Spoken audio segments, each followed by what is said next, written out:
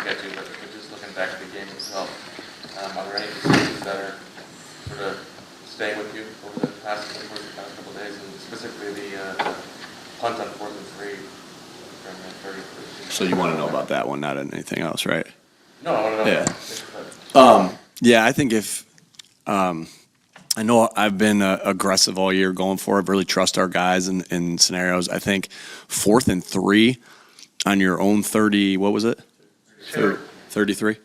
Yeah, I think you get 32 out of 32 NFL coaches saying they punt that ball every time. 32 out of 32. I don't. Hey, if I had known they were going to return it to the 4 in hindsight, I think I would, and obviously I would have went for it there, but no regrets there on that. That is not my thought process right there. And to be quite honest with you, it depends on the score, but we were in a 1-point game, and like if we were down 2 scores, then of course you're going to go for it there in that scenario. But in a 1-point game, that's never even in. You know what? And until I was prepped for this question, because Bob does a really good job, as you guys know, it didn't really even come to my mind. The other one, the 4th and 7, actually it was 4th and 7 at the 20. Yeah, that isn't in my mindset either. Especially, we're up 3. Going to go up 6, that's not my mindset. Now, did I feel like when Kansas City came down and scored, we were up 10, Kansas City came down and scored, and I said to myself before the drive, we got to go score here, just in a touchdown. But 4th and 6 right there, that's not my mindset either. Again, when the score's different, like, in a sense of, you're down a couple scores, then your mindset changes. But in that scenario, I made the decision I was comfortable in that particular time. Nick, you mentioned the punt. What went wrong there? Yeah, obviously, you guys saw the punt. Like, we didn't get the punt that Aaron didn't get the punt that he wanted there, right? And so there was a low hang time. The guy did a good job. Tony did a good job of scooping that up and not letting it hit. We talk a lot about that with our group, just trying to catch fielding the punt, especially on a punt that's missed, is a huge deal. And I would give a lot of credit to Tony to come up and scoop that thing and get going. And then we missed a couple tackles on that one. And we had guys down there, and for different reasons, we missed a couple tackles there. And tackling, right, and I know it will sound like, but tackling is our responsibility as coaches to teach the crap out of the fundamentals there, and it's our responsibility as players to make the tackles in there. So, even though a tackle may look like, well, that guy missed a tackle, it's on all of us, right? Of just making sure that we're on it with our fundamentals with it. The biggest fundamentals, you guys see our building all the time. Fundamentals, football IQ, all the things that we preach all over and over again. But, offensively, there's no bigger fundamental than taking care of the football, how you block, and then on defense, it's, tackling, getting off blocks, and how you take the football away. And we just, we missed some tackles, but we also got to do a better job of coaching the tackling fundamentals. The defense was really clicking in the first half. In the second half, it seems like they made some adjustments. What are some of the adjustments you think they made that kind of made the defense struggle a little more? They did a good job staying on the field. I think it was the 2 halves. You saw one half where we controlled the clock and they didn't convert on some third downs, and then you saw the opposite happen in the second half where they were converting and then they had some drives. I think at the end of the day, I know it says that we had 4 possessions on offense in the second half, but one of them was a 1-play jump ball, right? And so I'm not really counting that so to only have 3 possessions in that second half, that's low. And I think you attribute that to they were able to run it and get their run game going more consistently and really converting on third downs. I think in the first half they were I don't know if they 0 for 4 in the first half maybe, and then they finished the game 4 for 8. So, they did a good job on converting on third downs, pardon me. And then also, I thought they did a good, nice job of running the ball there in those. So that's what I would contribute. A kind of the swing of the halves was the situational football on third down, and also the run game. Howie, I know you guys don't want to make excuses, but when you look at the field condition, what's the organizational take on that? Is there any recourse you have with the league? Where do you go with that? Both teams played on the same field. I mean, obviously your edge rushers were, it's a big strength of this team, and Both teams played on the same field. Nick, obviously part of success is losing coaches. You knew this was a possibility, but how does that affect you moving forward?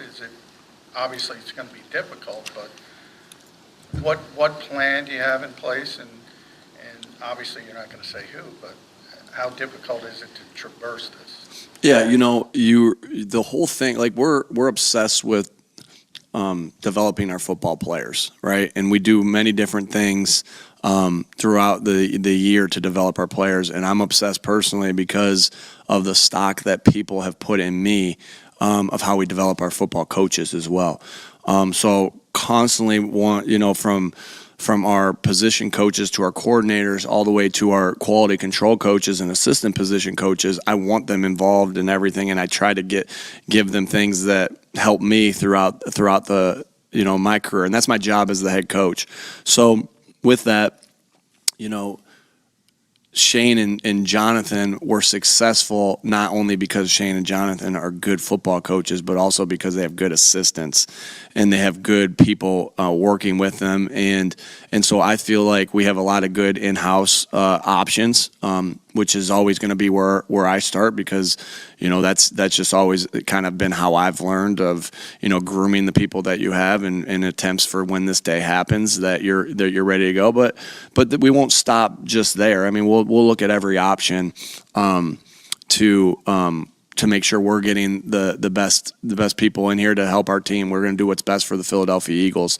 But I do believe we have great options in-house because when you're grinding to put together a staff, you're not just grinding to put together the offense and defense coordinator. As a matter of fact, I mean, really, the offense and defense coordinator was when you hired me, we knew exactly who we were hiring at those spots. The grind was getting the soldiers, the guys, getting those other guys in place that we felt really good with. So a lot of good options. Last 2 years ago, I remember Shane and we interviewed about nine running back coaches, and Coach Singleton was the ninth. I'm like, this is the guy right here. So there was a lot of work that went into that. And so again, I feel really good about in-house, but we will also do what's best for the Philadelphia Eagles of replacing these guys. So when you look at Two opposite defensive touchdowns, Nick, one with Tony and one with Sky Moore, seem to be on a similar look where motioning and then going back the other way.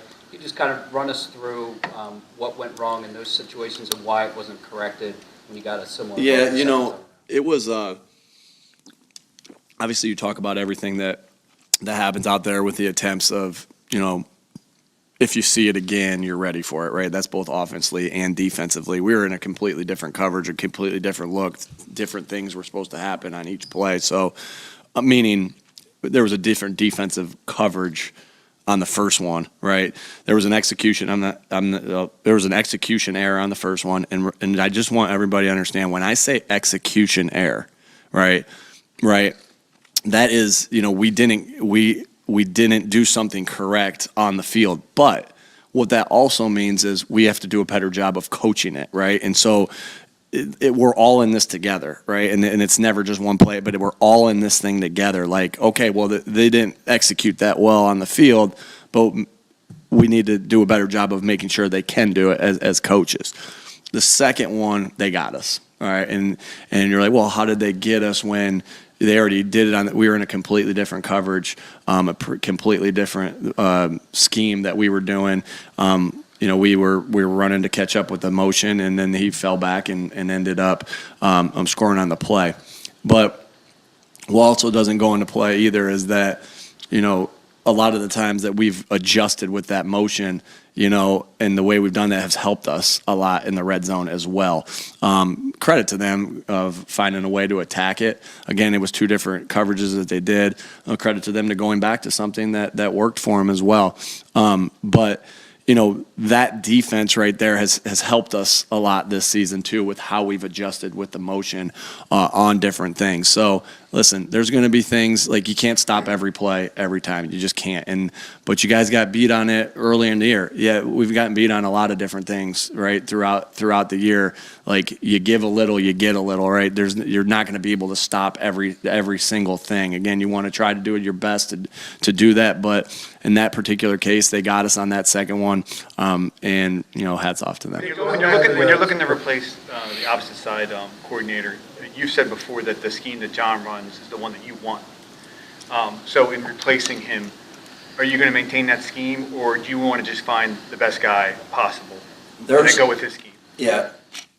There's core values that I have, not core values, what my core values are. There's core thought processes that I have on defense. And so there's going to be things that, yes, I like a lot of the things that we're doing on there. Yes, I do. You think you're going to see that I really believe in, or that I really believe in the turnover differential. I really believe in the explosive play differential. And so there's things of that nature of that defense that I like. And then there's going to be things situationally that are non-negotiables, I guess, to say with me, whether it's 3rd and long, whether it's, tight red zone, whether it's 2-minute and the game plays, whether it's 4-minute defense, like backed up. I'm going to naturally have things that I'm going to require the next defensive coordinator to do. But I also know that I'm hiring somebody to do their job, to the best of their abilities, and that's why I'm hiring them. And so, again, it's all going to look a little bit different. No matter if you bring Jonathan's twin brother in, which he doesn't have in the first, but if you brought him in, it's still going to look a little different when that guy calls it as opposed to Coach Gannon. And so there's going to be little changes, little differences. But again, I guess my long way of answering that is I'm not opposed to changing, but I'm going to do what's best for the Eagles. We have great in-house candidates, right? There's candidates outside that we know that there's a lot of good football coaches out there that we know there as well. Again, there's going to be core, not as much as the offense, Jeff, like where Shane leaves and it's, I'm saying here's what the offensive scheme that we're running. But there's with the defenses or hiring the guy to do his job, I do have core beliefs that I don't want to change, intermixed with that. But he's still got to do the job and do his best ability to do the job that we hire him to do, whoever that may be. So, hopefully I answered your question. Nick, no matter who the new offensive coordinator, whether it's Brian or someone else, will you continue to not call? Will you have that guy call the plays? Do you like the setup? I do. It does help me manage the game better, in my opinion.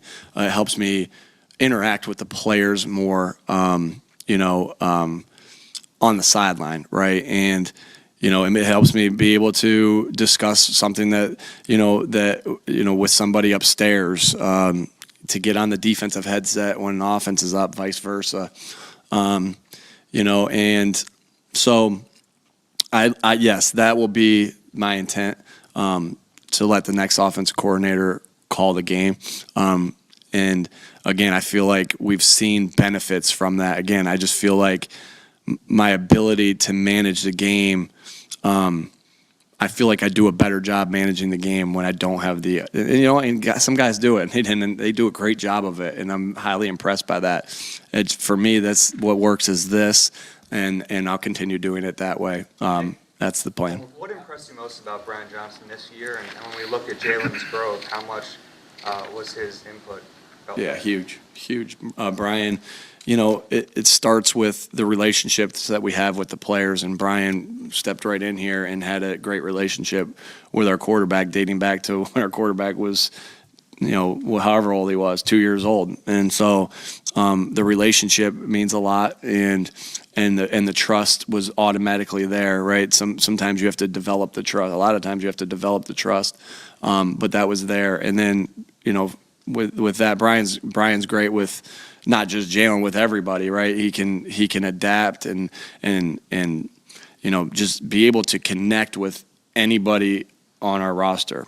And that's offensively and defensively, and that's one thing that I think that Brian's special at. And then we're not even talking about the football knowledge that he has, and so Brian's excellent with Jalen as far as his development of fundamentals. I think you've heard me say this plenty of times. Two coaches have to have two things, right? They have to be able, for position coaches first and foremost, have to be able to get their players better as players. They have to be able to take them a level here to a higher level that they can't reach them without the coaching of that individual, and that happens through fundamentals and being able to explain the plan, being able to explain the offense to make it easier for that player to understand and to execute. Brian does a great job of that, and then Brian's also very gifted in the sense of helping be able to scheme. Even though he wasn't the offensive coordinator last year, he still helps a great deal with our schemes and our way we're attacking defenses, all in the run game, in the pass game, in the protection world, in situationals. So yeah, he's been a great influence, obviously, for Jalen, and Jalen's done a nice job, obviously. But it's a good relationship of those two guys, and because I do believe that's helped Jalen become a better player. Sticking with Jalen, I actually have one for you, Howie. I know it's been a while, right? He's eligible for a contract extension this offseason. How motivated is the organization to secure his future with the team long term? Yeah, I think obviously we want to keep our best players here for the long term, and he's certainly one of our best players. So that's something we'll keep all the contract talks internal, but we definitely would like to keep Jalen Hurts here long term. Given the magnitude of that deal, though, would you like to understand what that's going to look like before you can go forward with the rest of the offseason? Yeah, I think we have a good sense of what we need to do here. We have a little bit of time here, too, to kind of figure it out and get away and discuss that. But, at the end of the day, the most important thing is keeping our best players here, and Jalen's certainly one of our best players. What's the timeline looking like to hire a defensive coordinator? If you don't have one in time by the combine, how much will that affect the player evaluation process, not having that person to pick the scheme, just in case? Yeah, I mean, we want to get it done as soon as we can, but not be in a rush. I think that's the best way to say that. Is that we'll be diligent, because we need to be diligent, and if it takes us interviewing 9 coordinators like we did with the running backs to get Jamal Singleton, we'll do that. We'll get the best person that can help us, be a good football team. And so, no timeline. Are we working with urgency? Of course. Are we working in a rush? No. Howie, there's a sense out there, I guess, that the Jalen contract will prohibit you guys from keeping other key pieces. What's your confidence level that you'll be able to, maybe not everybody that you want, but that you'll be able to keep the core intact even with a Jalen contract? Yeah, I think we have obviously a large number of free agents that we knew going in, and I think when we looked at this team, and we always look at this team over not just this year, but over a period of time, we knew we needed to get additional picks. It's one of the reasons that we made the trade last year, was to make sure that we had picks going forward. And even though maybe we don't have the amount of picks this year, we have a bunch of high picks. And then next year, we're going to have a tremendous amount of picks. We already have 2 additional picks from 2 trades that we made. And just by the sheer number of the free agents, we're going to have comp picks next year. I mean, even if we signed a bunch of our guys, we are going to have comp picks next year. So I think we go into it with that, understanding that it's going to be impossible to keep every single person on this team, but we're here to compete. I think that a lot of times I've heard this week, we'll be back. Just because we say it doesn't mean it. We got to make that happen, and I take great pride in trying to do my part. Along those lines, obviously you guys have 3 early round picks from last year who didn't play a whole lot. how important is it for those guys to kind of take a big step next year, as well as the guys you're probably going to draft, this year as well? Yeah, we look at the draft as kind of long-term decisions. We don't want to just draft for immediate needs. It would be great if that's what ends up happening with the right players, but we've gotten in problems here where we've just said, hey, we have a need at this position, let's go draft the best guy at this position. All those guys are ready to play, if we need them, and they can play a variety of roles, so that doesn't mean that we can't bring back the veteran players at those positions. Some of the players at those positions are some of the greatest players, not only to play on our team this year, but in this franchise, and we'd love to have some of those guys back. But those guys are ready. They were ready to play this year. They just had great guys in front of them. Howie, the fact that the last time you gave out a big contract to a quarterback, it didn't work out as envisioned, how did that inform your thinking? Does it influence you at all, this time around? I think each example is on its own, and you got to look at the individual player, and that's not to be critical of anyone we've given a contract to that hasn't worked out to, but I think when we talk again about Jalen, we're talking about a guy we have tremendous confidence in, a guy that we wanted him to be here for a long time, and so it'll be something that it will be a priority for us. Nick, will Michael Clay be back? Yeah. Yes, he will. I thought we did a nice job as far as just improving. We had some rocky beginnings in special teams, and I thought we did a nice job improving those special teams as the year went along. A lot of credit to Coach Clay. Obviously, a lot of credit to the players that stepped up and made plays to do so. Again, we talked about the punt and the punt return by Kansas City. Hats off to them. We didn't do a good enough job on that play. But again, nothing is ever decided on one play. And so I have a great deal of confidence in Coach Clay and the job that he did in these last 2 years and how we've improved. He's improved. Right, he's improved greatly.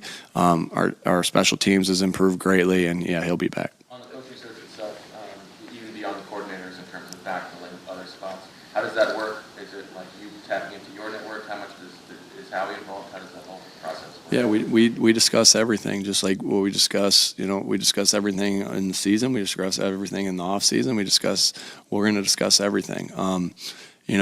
Again, we have so many bright minds in here, and it's a team sport. We play the greatest. We are involved in the greatest team sport there is, and so we don't go out into the field and say, "Hey, you got it all." Hey, Jason, Kelsey, you got it all on you today, right? We do it as a team. Or Jalen, you got it all on you today. We do it as a team, and that doesn't stop just on the field with our players. It goes into the front office with the coaches with the scouts and everything, and just with everybody. I mean, you asked me how we were able to get into the position we were in, and it's everything. It's literally everything. It's Bob and his staff. It's the cafeteria staff. It's Dom. It's Paul. It's Kathy. It's the video department. This is just a top-notch organization. And so, but like I said, it's everything. Did I know, the first staff that we hired, was it just guys that I knew? No, we wanted to get the best coaches, and we did, and we ended up, doing a lot of that. Just, how do you know anybody here? There's a lot of back and forth in there, just like there is when we're talking about a player, and I always say, what do you think? Hey, Kenny, you've heard our Kenny Gainwell story. Hey, look at this guy. Oh my God, we both love him. Let's get this guy. That's just the way, good organizations, good football teams work, and I value that relationship. No matter the scheme, what does Jordan Davis need to do this offseason to become a regular player on this defense? This year it was unique, but to me at least, on that defensive line group, maybe not so much for Jordan, right? Because Jordan played at Georgia where they got deep defensive line group.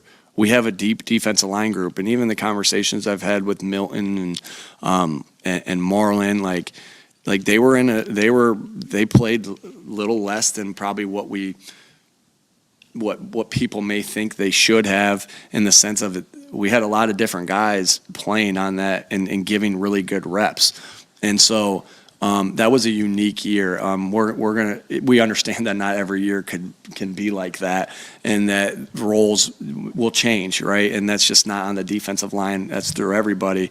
And we have so much confidence in Jordan that he's going to continue to develop as a player. He's going to take the reps. He's only going to continue to get better with the reps that he has. He has unusual traits, his unusual size, unusual athletic ability, unusual play strength, and looking forward to him, having being able to get more and more reps. Speaking of couple more, folks. Speaking of the defensive line from the other night, your pass rush was such a strength this year. Looking back at the tape, why do you think in key moments you weren't able to get that pass rush that you usually got this season? A lot of different factors. Obviously, going to and first and foremost, you have to tip your hat to Kansas City. Got how they got the ball out, different ways. Schemes to get guys open.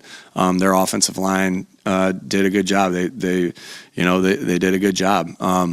They have good players, and they're in that position to play in that game as well. So first, you always give credit there. We've definitely had different games where we've had tons and tons of pressure. And this one wasn't one of those games. Now there still was some pushback. There was still abilities to get there, and we still got some pushback in the pocket and everything like that. But again, whether sometimes Mahomes scrambled, sometimes he got it away quick. Kelsey got open quick. Again, I think you got to give them a lot of credit there. Yeah, actually, the biggest piece of wisdom you walk away with that Super Bowl with. You guys are just gonna keep going. Nick, what's the biggest piece of wisdom you walk away from the Super Bowl with? The wisdom is that I think we were there, we were close. And all that does to me is make me hungrier to get back, and that's about the last time you'll hear me say get back, because what you're gonna hear me say is we're gonna do it one day at a time, because that's the right mindset. But that doesn't stop you from when you see the red and yellow confetti fall, or you have a piece of it stuck on your damn shirt, right? That you don't think to yourself, I got to do everything I can do to help our guys get back to this moment. And so the wisdom that it is maybe that's not a wisdom thing. Maybe that's more of my drive, and I know our players' drive, and I know Howie's drive to be like, oh my God, we were there. Right? We talk about climbing the mountain. We climb the mountain. We look one step at a time, and then we slip right before we were able to put our flag at the top of the mountain. All that does is make you more determined, driven to make that climb again, to get back to the top, and hopefully, stand at the top, like Rocky before he fought Drago and was yelling out Drago over top of Moscow. I use too many Rocky analogies, I get it, but that's the wisdom that happens. And the other part of it, Tim, is this, that, half the fun of this thing, half the reason we do this, and big part of the reason is the journey. So without getting sentimental here, like it's that is the last time that group of men will be together. And so you're gonna, like Howie said, you can't, not everybody, it's not gonna be the same team. There's gonna be draft picks. Jonathan's gone, Shane's gone. Different things are gonna happen. But you look back, you always cherish that journey. It didn't end the way you wanted it to, but the journey was special. The men involved in the journey were special. The relationships that were built will last forever.